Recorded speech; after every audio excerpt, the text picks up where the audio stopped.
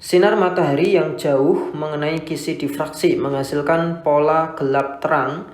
Spektrum cahaya yang mungkin paling dekat dengan pusat adalah warna ungu. Pernyataan kedua, sebab warna ungu mempunyai indeks bias terbesar sehingga sulit dilakukan. Oke. Kita mulai dari untuk membuktikan pernyataan satu. Nah, ketika sinar matahari mengenai kisi difraksi, ya, ini kisi difraksinya misalkan. Jadi kisi itu adalah celah ya, yang sangat banyak gitu.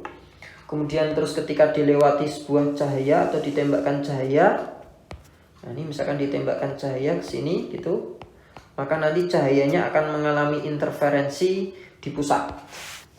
Di layar. Nah, layarnya ini ya. Nah, di pusat itu selalu terbentuk terang. Nah, namanya terang pusat gitu. Terus selanjutnya gelap, terus selanjutnya terang lagi, terang satu. Yang gelapnya nggak usah saya tulis. Terus terang kedua, terus terang ketiga dan seterusnya. Nah, hubungannya ya. Jadi di kisi ini punya jarak antar cerah D.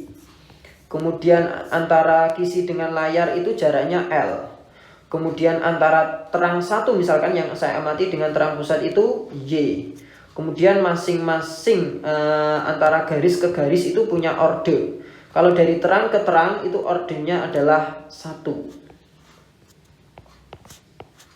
Berarti dari terang ke gelap itu ordenya setengah. Nah, hubungannya adalah dy per L itu sama dengan M kali lambda. Nah, ini tadi dinyatakan dari pernyataan 1 bahwa terang yang paling dekat dengan pusat itu berwarna ungu. Kita lihat hubungannya. Nah, jarak antara terang pusat ke terang selanjutnya itu kan Y.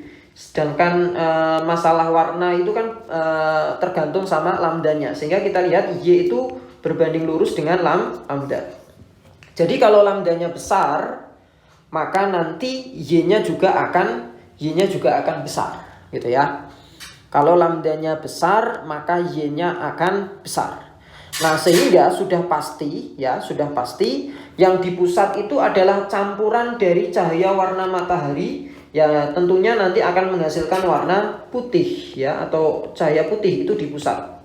Nah, selanjutnya di terang satu berarti Y-nya kan kecil, berarti lambdanya juga kecil. Nah, kalau saya bisa tuliskan Mejiku Hibiniu.